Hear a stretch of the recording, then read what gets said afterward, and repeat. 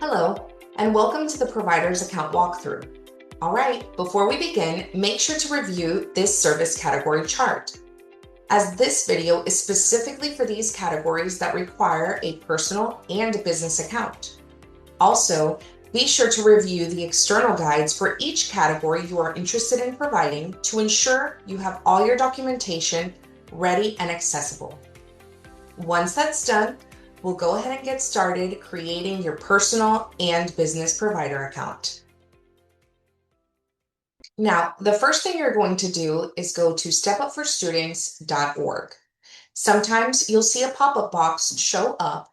You're just going to click outside of that box, and next we're going to go to the Apply/Login button. From that drop-down, you will click Login. Now, this is the website that you will use every time you're looking to log into your EMA account, or as we call it, Education Market Assistant. Now, once you're there, you're going to click Don't Have an Account, Sign Up. And be sure to remember not to bookmark this link because sometimes that does cause issues logging in or delaying the process of login. Once you're at the Create Account section, you're going to use an email address that you have never used in our EMA platform before. Once you enter that email address, be sure to scroll down and click the I'm not a robot box. Then click Send Code. Once you get to this screen, you're going to select Service Provider because this account is strictly for your provider's access. Next, you'll create a username and password. This part is important, and we recommend that you write down or securely have the username and password for future login. As you continue, you'll be asked a series of security questions and prompted to enter required information. Once the information is entered, you'll click Continue. Now, you will be in the Step 2 verification section where you will enter a phone number. Once you've completed this section and received your authentication code, you're all set to move on to the next part of onboarding. Once you're logged in, you'll notice there's a short quiz that helps guide you toward which type of account to create. For now, we're going to skip this quiz and we're going to start with the personal account. An acknowledgement statement box will pop up. Click the box and select Continue. Now that you've logged in and are beginning to fill out your personal profile information, we're going to start with a brief description of the services that you're looking to render. Next, you'll fill out mailing and physical address. However, if the addresses are the same, you're able to click this little box and it will automate the physical address for you. Then you're going to click here whether your services are going to be in person or online or virtual. Now keep in mind to check our checklist to verify if the service category you're providing does allow for the option of online and virtual. Again, you can click down at the bottom whether your sessions will be group sessions or individual or both. Once you're done filling out this page, you'll click Save. Next, we'll go to your personal dashboard section. This is a great checklist to help you guide what areas you've completed and which ones you still have to finalize. So the next step we're going to go to is Add Service Offering. Once you're here, you'll click Add a Service, and we'll begin filling out this information based on the service category you're looking to provide. Again, be sure to review what documentation you'll have to upload for each service category. Some of our services do require specific credentials, so be sure to check that checklist. Once you're done with this section, you'll click Submit. Now that you've finalized filling out all your information for your personal account, we're going to move on to your business account. So you'll go to your personal dashboard section and there'll be a statement here at the bottom that says also need a business account, create account. Once you click there, there's going to be a pop-up checklist, again, for you to ensure you finalize each step on the business account. And at this time, the system will log you out. Once you're logged out, you'll log back in with those credentials that you had placed at the beginning of the creation. And then once you're back in, we're going to go to our business dashboard. Keep in mind, again, use the checklist. to go through each of the steps and ensure that you finalize each step of the business account. So we're going to start with your business profile. Once you're in your business profile, you'll fill out all of your information related to your business. Now, if you don't have a legal business or an EIN number, your legal business name will be your first and last name. Again, you can add all of the details if you have a website. And then here we see the description box. Again, be as detailed as possible in this description box because this is what families will actually see in the marketplace. Then you'll fill out your mailing address and physical address and click Save. Once that's complete, we'll go back to the business dashboard, and next we're going to add our payment method. This is where payments of the scholarship dollars will be deposited to you. Once we're at your banking page, you're going to click Manage. Here is where you're going to start filling all the information. Right up here, you're going to want to ensure you select whether it's an individual or a company, and then fill out the rest of the details regarding your business. Once that's complete, we'll click Next. On this next section, you'll fill out all your banking information, again, where the scholarship dollars will be deposited to. Once you finish this information, we'll click Next. Once banking details are complete, you will be taken to the W-9 section.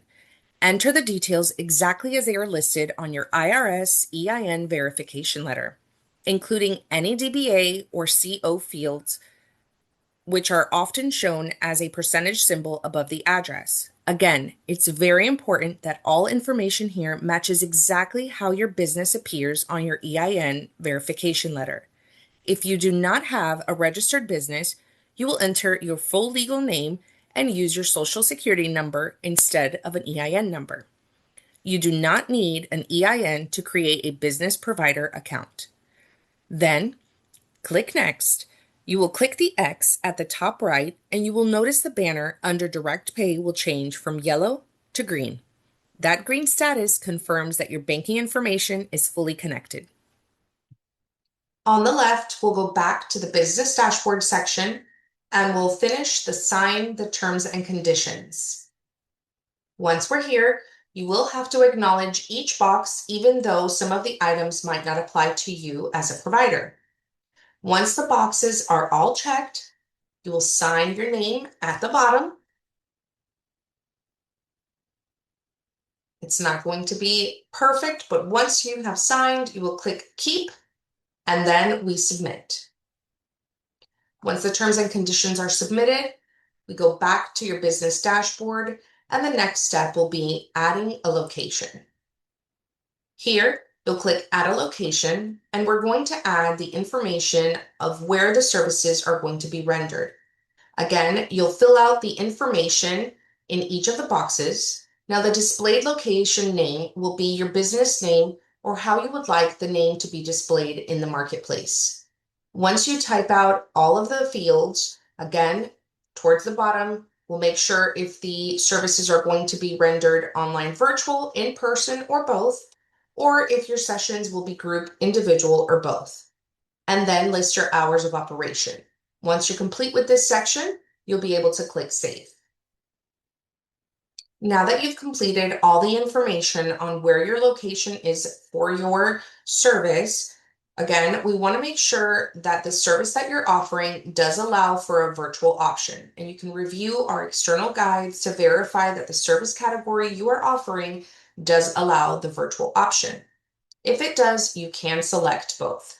But again, once everything is complete, we'll go ahead and click Save. Next, we're going to add your service offering. Keep in mind, at this point, you will hold off on adding the service until you receive email verification that the services on your personal account have been approved. Once approved, you will move on with these next steps. You'll click Add a Service Offering and select your service category. Here is where you're actually going to enter the rate for your service. If you have multiple rates based on your type of service, you'll be able to add multiple service offerings with various rates.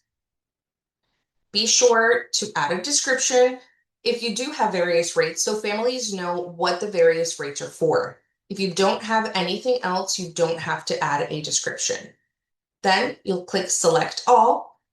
And since you've already done a personal account with your credentials uploaded, you do not have to upload anything else in this section. Once you've added your service, you'll click Save.